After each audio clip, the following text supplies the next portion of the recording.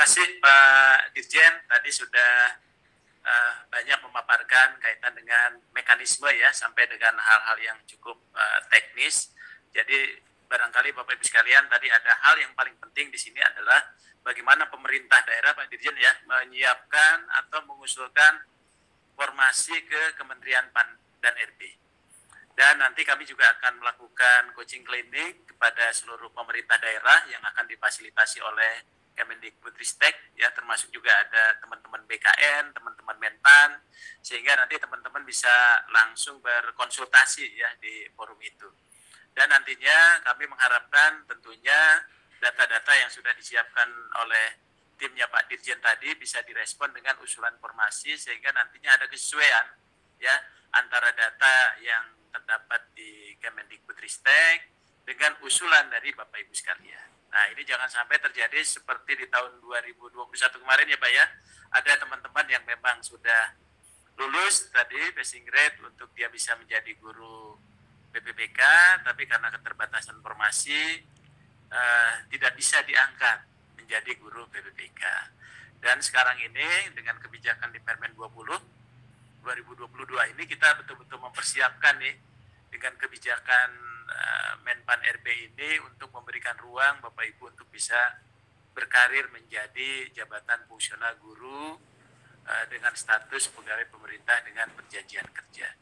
Dan saya kira Pak Dirjen dan Bapak Ibu sekalian, sekarang ini sepertinya juga orang sudah tidak ada perbedaan antara PNS dengan PPPK, karena mereka juga memiliki kesempatan yang sama ya untuk pengembangan kompetensinya, Pak. Kemudian juga bahkan pengembangan karir sesungguhnya, karena tetap dia akan juga mendapatkan perpindahan jabatan atau ke jenjang yang lebih tinggi ya ketika formasinya memang memungkinkan.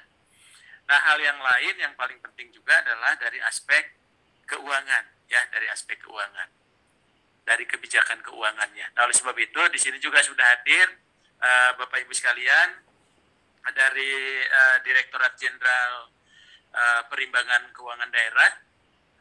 Mohon izin Pak Aditya Nuryuslam sudah bergabung di Zoom.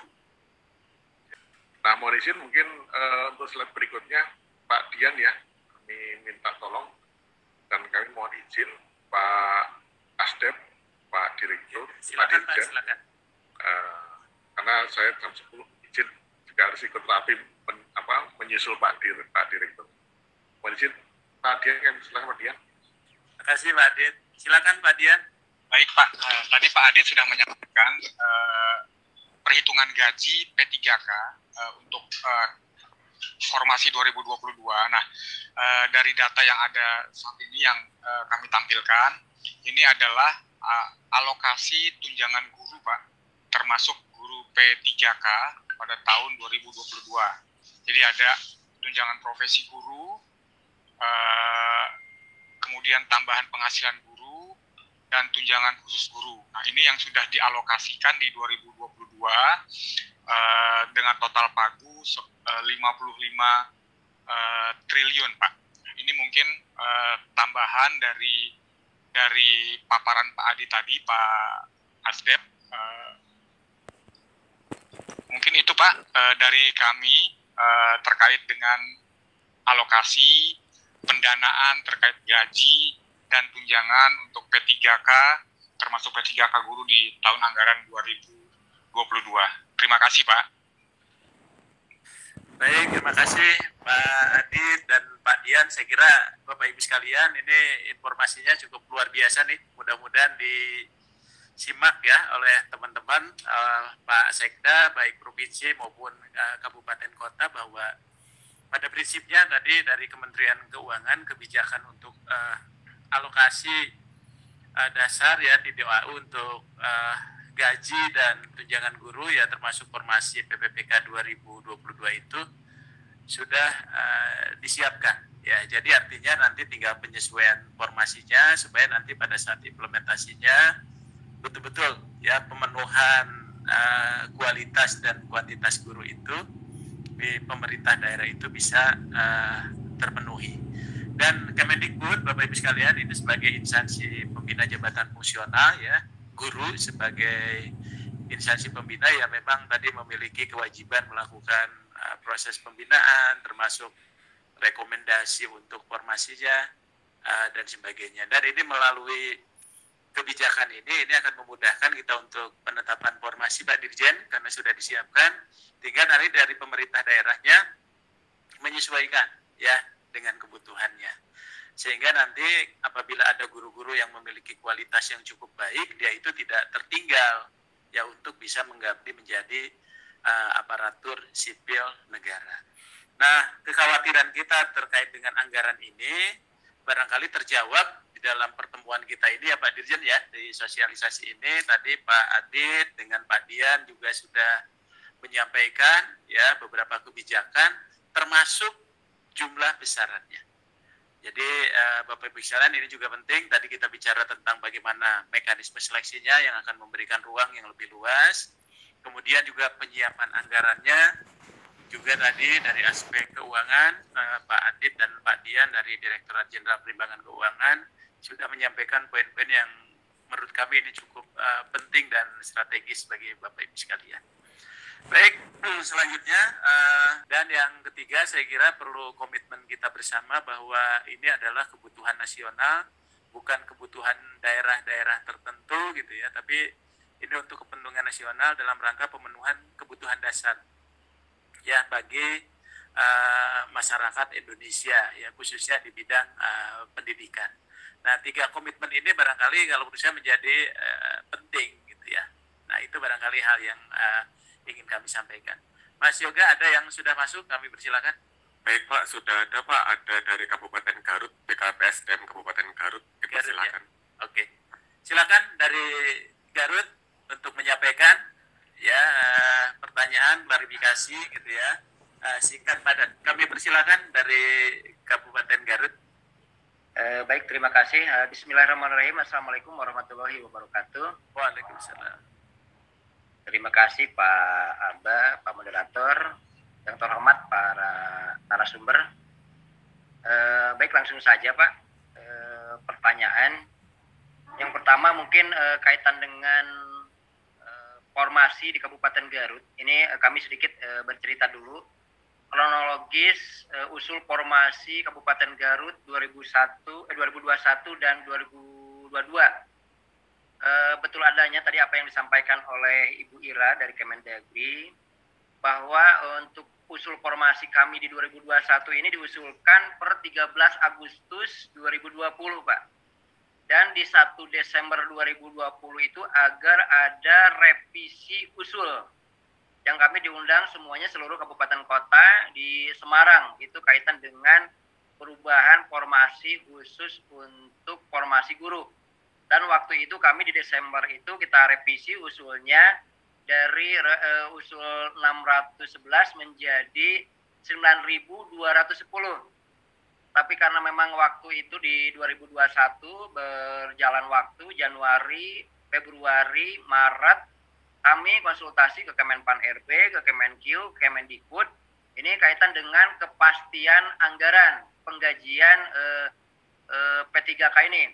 Nah, sampai bulan Maret kami mengusulkan masih di formasi 9.210 Pak. Karena memang masih surat kami tidak dijawab dengan secara resmi atau memang tidak ada khusus untuk jawaban kaitan dengan ini sumber penggajiannya dari mana. Ini masih berbicara bahwa yang pastinya sesuai dengan ketentuan bahwa yang namanya P3K instansi daerah itu dibiayai oleh APBD.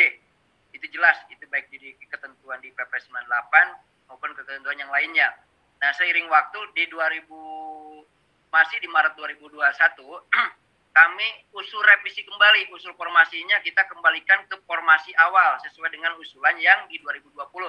Sehingga Kabupaten Garut 2021 itu mendapatkan yang diusulkan dari 611 mendapatkan formasi 570 Pak.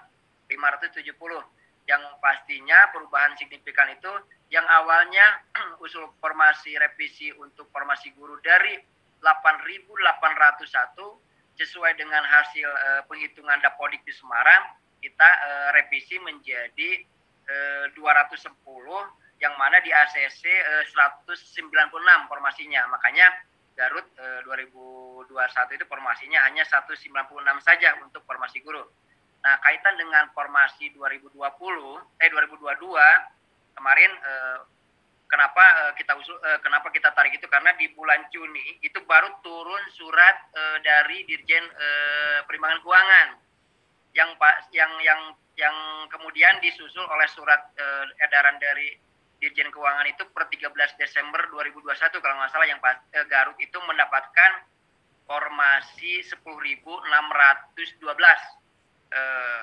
yaitu sekitar kalau memang dirupiahkan itu 191 miliar angkanya untuk sesuai dengan surat edaran dari Dirjen Perimbangan Keuangan. Tapi yang tentunya usulan kami kan sudah sebelumnya di bulan Maret itu karena terakhir karena ini tahapan akhir bahwa usulan itu paling lambat di bulan Maret itu sudah kami itu termasuk yang memang merevisi ulang. Seharusnya di Desember itu sudah final karena memang tidak ada kepastian, makanya kita revisi. Sementara si surat Dirjen Perimbangan Keuangan itu di akhir Desember, Pak. Di akhir Desember. Jadi seolah-olah mohon maaf kita kan sudah berproses. Ini kita sudah seleksi rekrutmen P3K-nya. Makanya tetap di 2021 itu tidak ada perubahan. Sementara lanjut ke formasi 2022 itu kami kembali lagi berdasarkan pengusulannya berdasarkan surat edaran dari Kemenpan RB yang mana usul formasi itu yang pertama kita harus memperhatikan batas usia pensiun existing formasi 2021 dan yang pastinya kemampuan anggaran, Pak. Makanya di 2022 kemarin kami usulkan sebanyak yang memasuki batas usia pensiun yaitu 1.154 sesuai dengan batas usia pensiun. Apakah dengan surat Dirjen yang 13 Desember 2021 ini kita dimungkinkan revisi ulang? Revisi ulang maksudnya karena lahir yang pertama ada Permenpan 20/2022, Pak ya. Apakah dimungkinkan nanti Kabupaten Garut akan revisi ulang berdasarkan jumlah yang sudah lulus passing grade saja? Kebetulan Kabupaten Garut yang lulus passing grade tapi tidak ada kuotanya di 2021 itu sebanyak 3.330. Nah, jadi sekali lagi pertanyaan, apakah kami bisa merevisi ulang dengan dasar yang pertama dari surat Dirjen Keuangan, kedua dari Permenpan 20/2022, dan yang pastinya 2022 ini kami akan mengusulkan hanya dari pelamar prioritas satu saja, Pak. Prioritas satu saja. Jadi tidak membuka untuk formasi prioritas 2, prioritas 3 atau maupun dari pelamar umum. Jadi sekali lagi apakah mungkin kita batasi pelamar Kabupaten Garut itu hanya dari prioritas 1. Itu. Kemudian kaitan dengan penitikan atau formasi yang kami usulkan dari jumlah 3.330 ini, Pak, ada dari pelamar swasta itu kurang lebih 600 orang. Ini yang pastinya dari usulan formasi tadi disampaikan oleh Pak dari Dirjen dari Kemendikbud, Pak Dirjen. Jadi ada yang namanya istilahnya penempatan, Pak. Ada penempatan. Apakah maksud penempatan ini kita mengusulkan formasi dari yang lulus passing grade saja? Kemudian titik lokasi formasinya, apakah kalau memang misalnya setelah kami inventarisir, Pak, jadi ada jabatan guru bahasa Inggris, misalnya salah satunya contohnya guru bahasa Inggris. Di Kabupaten Garut, guru bahasa Inggris itu kebutuhannya ada 347, yang ada sekitar 250, sementara kekurangannya ada sekitar 90. Yang lulus passing grade itu ada 193, Pak. Jadi ini selisih gapnya 90-an itu apakah ditunda, apakah seperti apa, Pak, solusinya? Karena lulus passingnya sudah ada, sementara formasinya sudah penuh atau tidak lagi ada formasi untuk guru bahasa Inggris contohnya. Itu yang pertama. Kedua, apabila misalnya dimungkinkan nggak nanti untuk formasinya langsung by name by address. Jadi ada orangnya, ada titik lokasinya. Jadi kalau kita buka ruang lagi formasi, kalau lagi memilih, ini nanti akan kesulitan lagi. Itu kalau yang dari pelamar yang negeri. Ini yang swasta yang kemarin kami mendapatkan keluhan mungkin Pak dari para kepala sekolah SMK atau sekolah swasta kemarin. Ini kami ada 600 lebih Pak dari sekolah swasta, dari guru sekolah swasta. Ini apabila dengan, karena isu beredar dengan lahirnya Permen PAN 2020 itu seolah-olah nanti pengangkatan otomatis. Jadi bagaimana nih solusinya kami? Ini yang setelah mengajar di kami sebanyak 600 beralih ke negeri. Apakah ini penempatannya bisa di swasta atau di negeri? Kami sebetulnya sudah menjawab mendahului bahwa karena formasinya hanya di sekolah negeri. Itu kemudian yang terakhir, mungkin pertanyaan terakhir, maksud dari Permen PAN 20/2022 pasal 32 minta penjelasannya Pak kaitan dengan nanti penghitungan atau prioritas sesuai dengan yang tertulis di pasal 32 ini. Ada di pasal 32 ini, apabila pelamar memilih jabatan yang sama pada seleksi kompetensi 1 dan seleksi 2, maka dinyatakan lulus dengan menggunakan nilai akhir paling tinggi. Dan poin B-nya, apabila pelamar memilih jabatan yang berbeda pada seleksi 1 dan 2, maka dinyatakan lulus dengan menggunakan nilai akhir pada seleksi kompetensi 2 terlebih dahulu. Mungkin itu Pak pertanyaan yang terakhir dari pasal 32, karena di kami itu di seleksi pertama dan seleksi kedua itu ada peserta yang melamar berbeda formasi Pak. Yang melamar berbeda formasi. Nah, jadi harus seperti apa? Mungkin itu Pak sementara pertanyaan dari kami. Terima kasih. Billahi taufiq wal hidayah. Wassalamualaikum warahmatullahi wabarakatuh.